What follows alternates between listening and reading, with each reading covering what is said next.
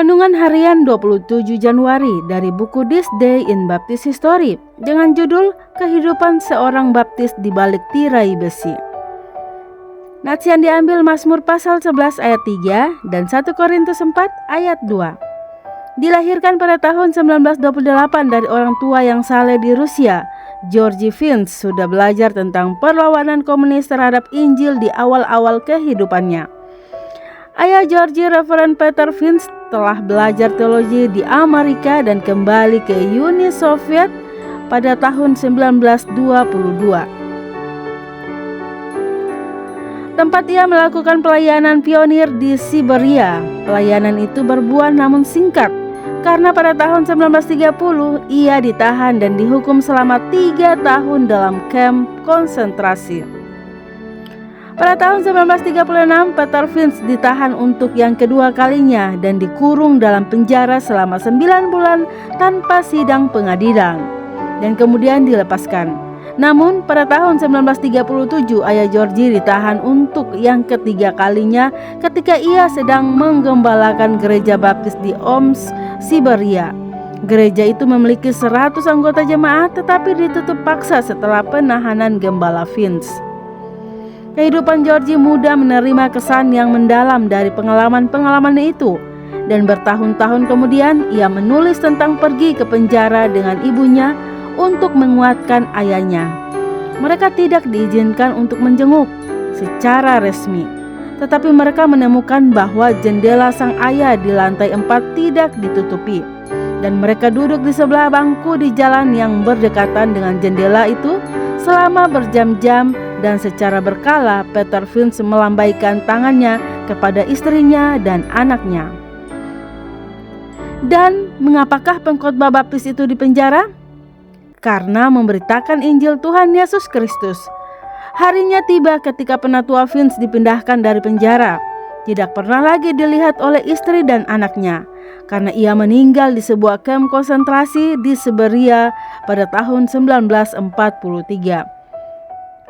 Georgi muda menjadi dewasa dan menyelesaikan pendidikannya dengan 2 gelar akademis di Kiev, tetapi pengaruh lingkungan rumahnya yang saleh telah menanamkan secara kuat dalam dirinya agar tetap setia bagi Tuhan dan memberitakan Injil. Ibunya, Nyonya Lydia Finch, yang menjadi pimpinan Dewan Sanak Saudara para tahanan, ditangkap, dan pada tanggal 8 Februari 1970 dia dihukum penjara selama 3 tahun karena kegiatannya. Sementara itu, Georgi Finch telah menjadi tokoh yang menonjol di antara kaum baptis. Ketika pemerintah Rusia mengeluarkan sebuah undang-undang yang memaksa sebuah gereja untuk mendaftarkan diri kepada pemerintah, Saudara Finch adalah salah satu pemimpin baptis yang menolak untuk mematuhi dan mengizinkan pemerintah mengendalikan jemaat-jemaat lokal. Penolakannya berbuah kepada penangkapannya dan dia diadili pada bulan November 1966 dan dihukum selama 3 tahun di kamp konsentrasi. Setelah ia dilepaskan pada bulan Mei 1969, ia dihukum lagi untuk kerja paksa selama setahun di Kiev. Setelah dilepaskan, ia tidak dapat meneruskan pelayanannya secara terbuka, dan demikianlah Finch bersembunyi selama hampir 4 tahun. Pada masa itu ia berpergian di dalam Uni Soviet tanpa izin, berkhotbah dan menguatkan orang-orang kudus selagi ada kesempatan. Namun pada bulan Maret 1974 Finch ditangkap lagi dan disidang pengadilannya pada tanggal 27 Januari 1975 hari ini. Ia dihukum selama 5 tahun di kamp konsentrasi, kemudian 5 tahun pembuangan di Siberia, dan semua harta bendanya disita. Bagaimana Tuhan menangani perkara ini? Anda dapat membacanya di renungan untuk tanggal 30 Maret. Betapa kita yang tinggal di negara yang masih bebas seharusnya bersyukur kepada Allah untuk kebebasan beragama yang dimenangkan oleh para pendahulu baptis kita. Renungan tambahan Dr. Santo Liao. Poin pertama, jika hatimu tidak sedih ketika membaca riwayat hidup keluarga Finch, saya pastikan Anda bukan orang Kristen lahir baru, apalagi yang mengasihi Tuhan. Dan dari tindakan mereka kita dapat pastikan bahwa penganiayaan walaupun Kristen atau Ortodoks, mereka adalah calon penghuni neraka. Wahai orang Kristen, Jika di hatimu ada timbul sedikit saja niat jahat untuk menjahati orang Kristen lain, sangat mungkin Anda tidak lahir baru. Bahkan sangat mungkin di hatimu ada iblis yang bercokol.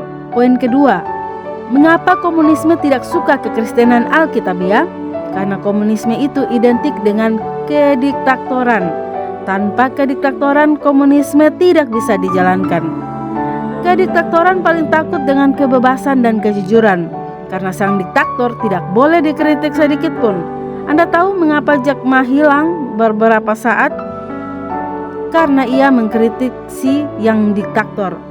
Kekristenan Alkitabiah mengajarkan bukan cuma kepastian masuk surga, melainkan juga kebebasan dan kejujuran. Kepastian masuk surga adalah bagian yang paling dibenci iblis. Kebebasan adalah bagian yang paling dibenci diktator. Poin ketiga, orang-orang seperti keluarga Vince bukanlah orang yang kalah. Mereka sesungguhnya lebih dari pemenang. Karena finalnya mereka pasti akan menerima mahkota yang tidak akan layu, melainkan yang mulia cemerlang. Kata Tuhan, dan janganlah kamu takut kepada mereka yang dapat membunuh tubuh, tetapi yang tidak berkuasa membunuh jiwa. Takutlah terutama kepada Dia yang berkuasa membinasakan baik jiwa maupun tubuh di dalam neraka. Matius pasal 10 ayat 28. Mengapa Tuhan mengizinkan orang-orang yang dikasihinya dianiaya? Pertama, Tuhan mau menukar penderitaan mereka dengan mahkota. Dan yang kedua, Tuhan mau memakai mereka menyinari orang di sekeliling mereka, dan nanti itu akan menjadi dasar untuk menghukum orang yang tidak merespon dan yang jahat. Demikian renungan hari ini 27 Januari bersama saya Lina Dadi. Tuhan Yesus menyertai dan Maranatha.